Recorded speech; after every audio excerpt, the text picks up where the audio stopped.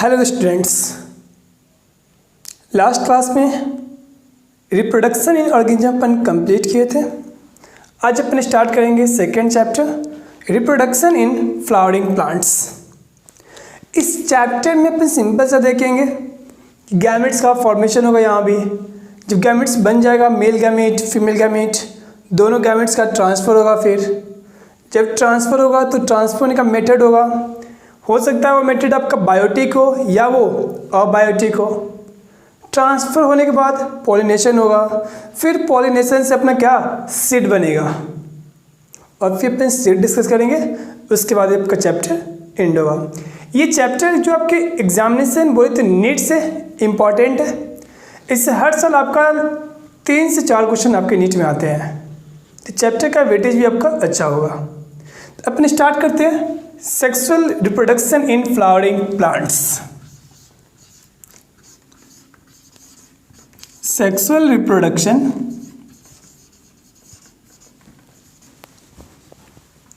In flowering plants.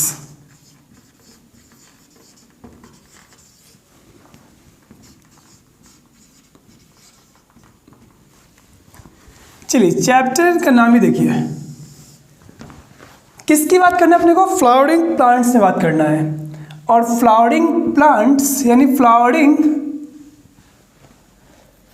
आपके angiosperm का characteristic feature होता है। यानी अपन क्या डिस्कस करेंगे आज? एंजियोस्पर्म। क्या बोला है? सेक्सुअल रिप्रोडक्शन, यानी वही स्टेप जो अपन लास्ट चैप्टर में पढ़े थे कि गैमेट्स का फॉर्मेशन।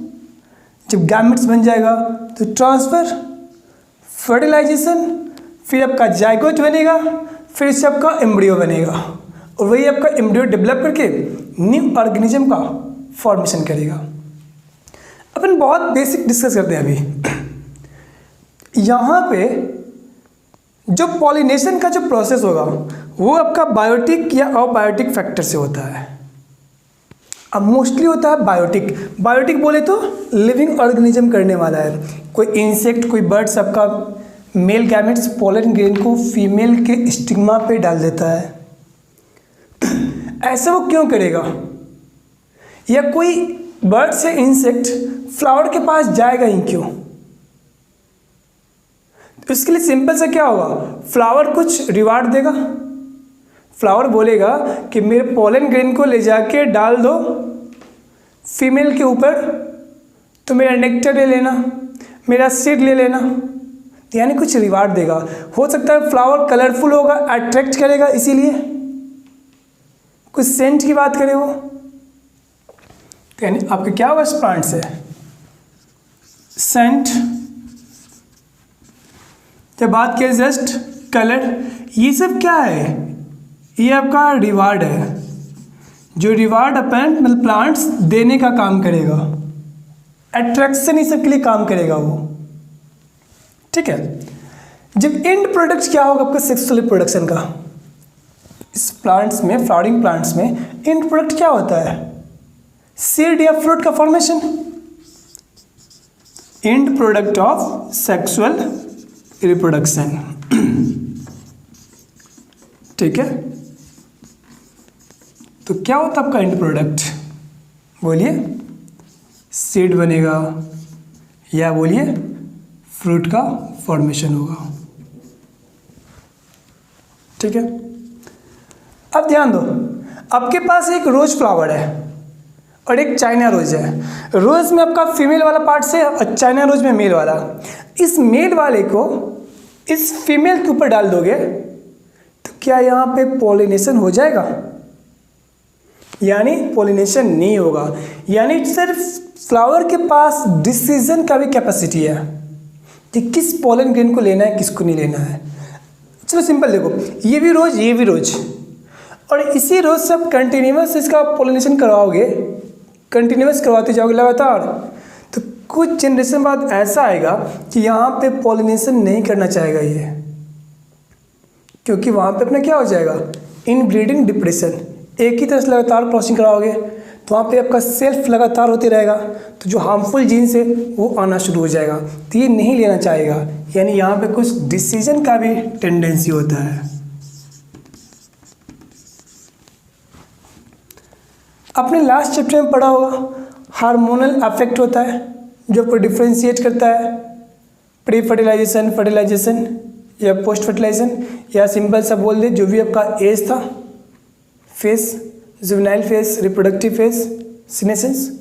तो यहाँ भी आपका क्या होता है, जो भी आपका प्लांट्स का ग्रोथ इसे होने वाला है, इन्फ्लोरेसेंस की बात किया जाएगा, तो यहाँ भी क्या होता है आपका हार्मोनल या स्ट्रक्चरल फैक्टर कुछ होता है।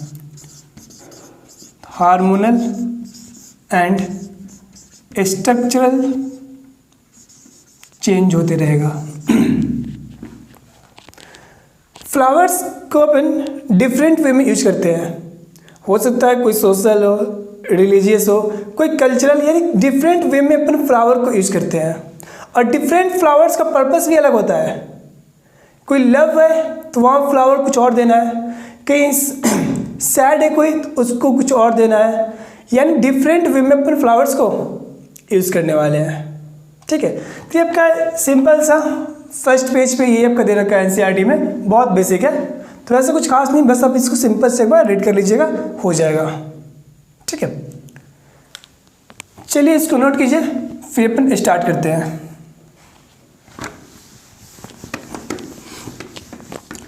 आपने जानते होंगे बाइसेक्सुअल फ्लावर और यूनिसेक्सुअल फ्लावर। ठीक है, देखिए पहले से ये साइन किसका है, मेल या फीमेल? मेल। एक मेल गैमेटेंसी अपने पास, एक अपने पास फीमेल गैमेटेंसिया।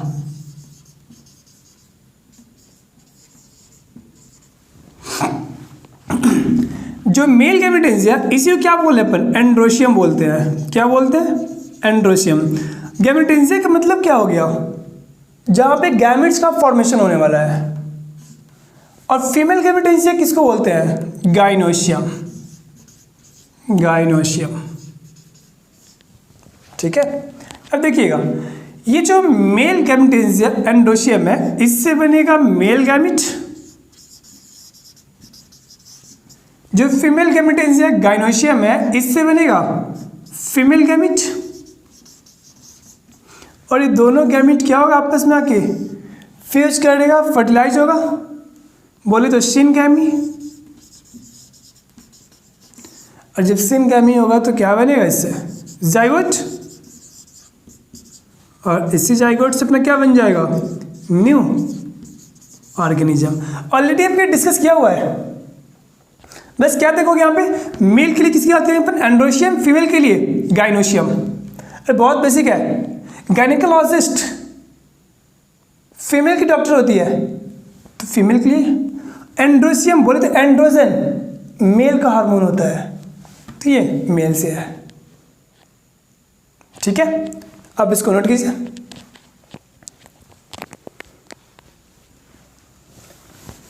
जो फ्लावरिंग प्लांट्स है उसमें दो तरह का फ्लावर होता है, बाइसेक्सुअल फ्लावर और यूनिसेक्सुअल फ्लावर। यानी फ्लावरिंग प्लांट्स, फोकस कीजिएगा, आपका टॉपिक धीरे धीरे आगे बढ़ते जा रहा है और जैसे टॉपिक आगे जाएगा इंटरेस्टिंग होते जाएगा। फ्लावरिंग प्लांट्स में क्या बोला, दो तरह का फ्लावर होता है।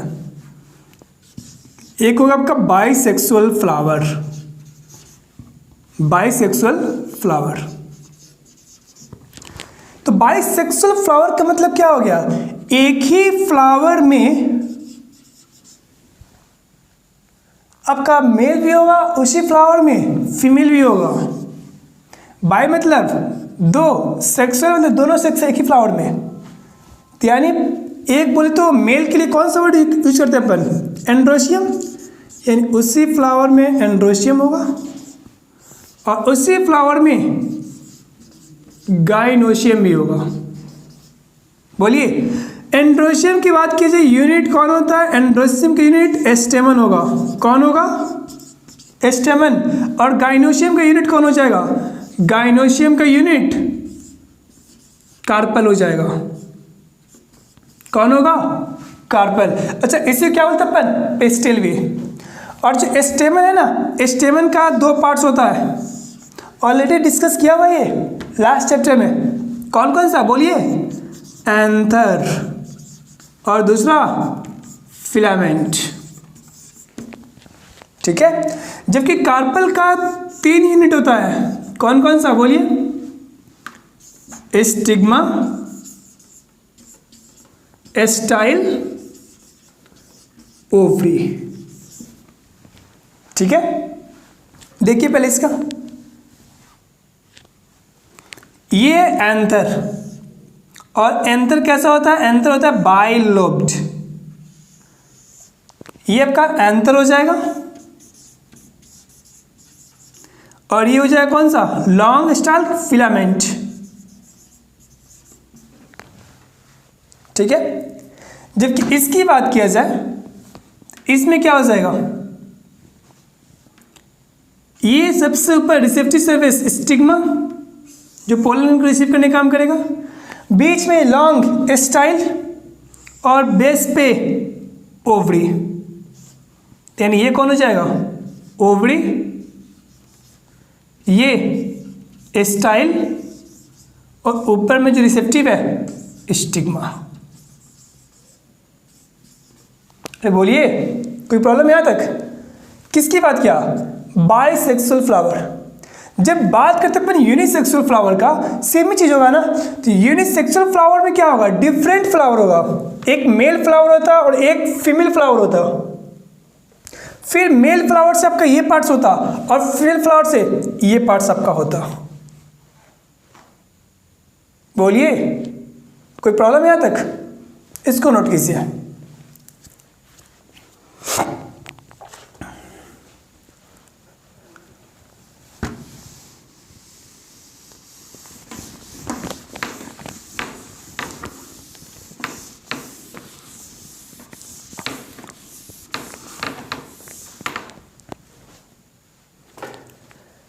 चलिए अपन डिस्कस करते हैं पहला पार्ट्स स्टेमन, फिर डिस्कस करेंगे बाद में कार्पल। अपन पहले क्या डिस्कस करेंगे? स्टेमन।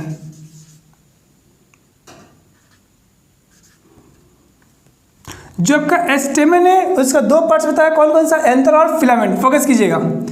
ये आपका एंथर कैसा होता है? बाइलोब्ड। ये एंथर हो गया, और ये कौन सा? लॉन्ग सिलेंडर लाइक जो स्टॉल के, क्या नाम है इसका? फिलामेंट, ठीक है। एंथर और फिलामेंट को जो कनेक्ट करने वाला होता है उसको बोलते हैं अपन कनेक्टिव। क्या बोलेंगे? कनेक्टिव। और ये किसका स्ट्रक्चर हो गया? स्टेमन का ना। सुनिएगा, स्टेमन का जो लेंथ होगा, डिफरेंट स्पीसीज ऑफ फ्लावर के लिए डिफरेंट लेंथ होगा। यानी आप 10 स्टेमन ले रहे हो, 10, और 10 स्टेमन डिफरेंट स्पीसीज से है। सबको आप एक स्लाइड पे अरेंज करोगे ना, तो सबका जो शेप साइज होगा वो वैरी करेगा। अरे बोलिए, यानी सिंपल से क्या अपना ये वेरिएबल होता है डिफरेंट स्पीसीज के लिए। तो ये जो फिलामेंट्स है, ये फिलामेंट्स किसके ऊपर होता है? थैलेमस के ऊपर रखा होता है। किसके ऊपर? थैलेमस के ऊपर प्रेजेंट है आपका ये। और जो एंथर होता है, एंथर कितने लोब में नजर आता है? बाइलोब्ड। एंथर कैसा आपका ये? बाइलोब्ड। लेकिन जब इस एंथर को कट किया गया, यानी ये आपका 2 लोब दिख रहा है, जब इसको कट किया गया ना, यानी ऊपर से कट करने पर ऐसे, तो अपने क्या नजर आ रहा है? इसके अंदर में आया कि जो एक लोब था ना, उसके अंदर में 2 थीका था। यानी कुछ ऐसा स्ट्रक्चर अपने को आएगा एंथर का।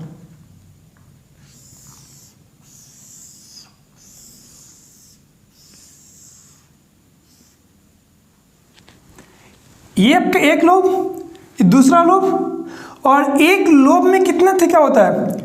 2 थिका। क्या बोलते हैं इसको? डाइथिकस। एक लोब में डाइथिकस।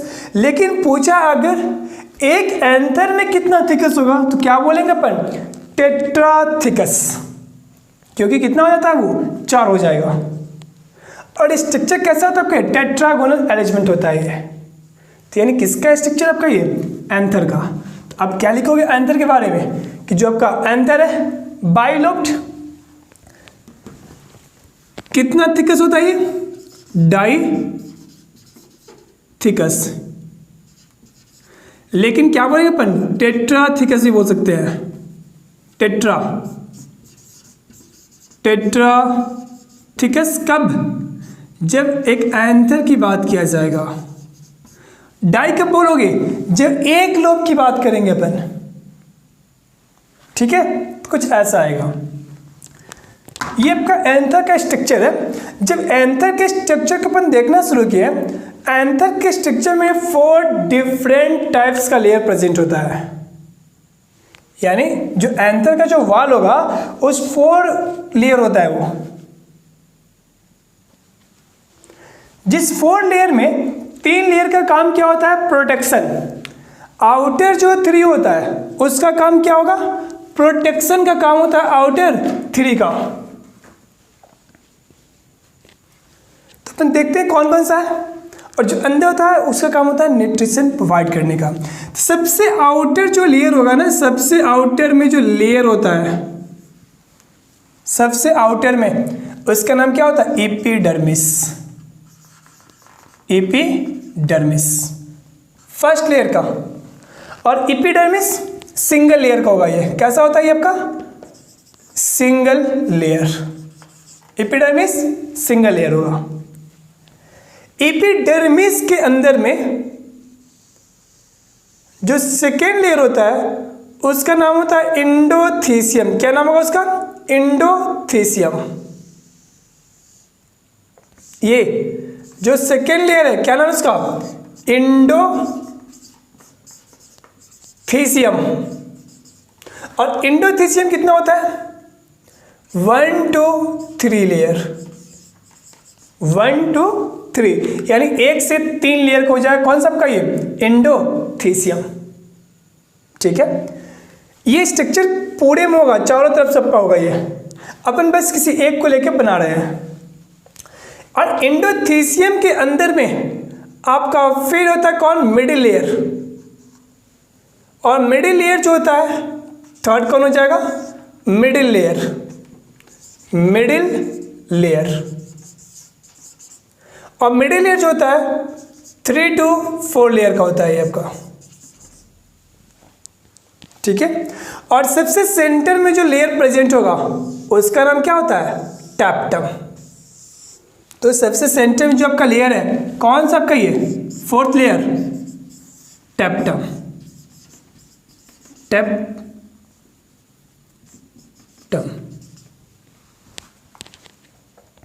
और टैप्टम जो है ये भी कैसा होता है, सिंगल लेयर का होता है। ये टैप्टम सिंगल लेयर है। ये आपका न्यूट्रिटिव लेयर है, न्यूट्रिशन प्रोवाइड करने का काम करेगा। न्यूट्रिटिव लेयर किसको न्यूट्रिशन देगा, इसके अंदर जो पॉलन ग्रेन बनेगा ना, डेवलपिंग पॉलन ग्रेन को न्यूट्रिशन देता है कौन, टैप्टम, ठीक है। टैप्टम यूनिन्यूक्लिएटेड होता है। कब, जब इमैच्योर होगा ये, यूनिन्यूक्लिएट, जब ये इमैच्योर होगा। और जब ये मैच्योर हो जाएगा तो क्या हो जाता है, multi nucleated. Multi nucleated condition क्या होगा, जब आपका ये मैच्योर हो जाएगा, ठीक है। मिडिल लेयर क्या बोला, 3 to 4 लेयर का मिडिल लेयर मैच्योर एंथर में एब्सेंट होता है। मैच्योर एंथर में एब्सेंट हो जाएगा। एंडोथीसियम में क्या होता है, alpha cellulose, alpha cellulose present होता है। इन अल्फा सेलुलोज का लेयर प्रेजेंट होता है आपका। और जहां पे अल्फा सेलुलोज एब्सेंट होता है उसको क्या बोलते हैं अपन, एस्टोमियम। यानी पूरे पे अल्फा सेलुलोज रहेगा। जहां जहां अल्फा, सपोज दैट यहां पे अल्फा सेलुलोज एब्सेंट है इतना दूर, तो उसको क्या बोलते हैं अपन, स्टोमियम। ठीक है। आउटर 3 लेयर्स, आउटर सबसे बाहर कौन सा, epidermis, then endothelium, then middle layer. Outer 3 का क्या काम है, protection and dehiscence of anther. Tapetum का क्या काम है, न्यूट्रिशन प्रोवाइड करना।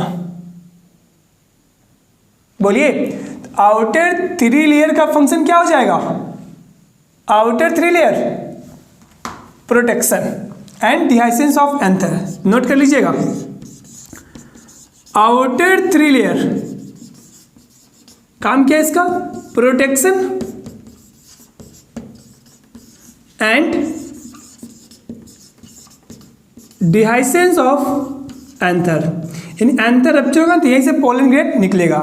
जबकि इनर मोस्ट जो है कौन सा, टेप्टम, उसका काम क्या है, न्यूट्रिशन प्रोवाइड करना। इसका आप सीक्वेंस भी ध्यान रखिएगा, आउटर से इनर की तरफ, ये सीक्वेंस भी आता है एग्जाम में। ठीक है, यहाँ तक किसी से कोई प्रॉब्लम।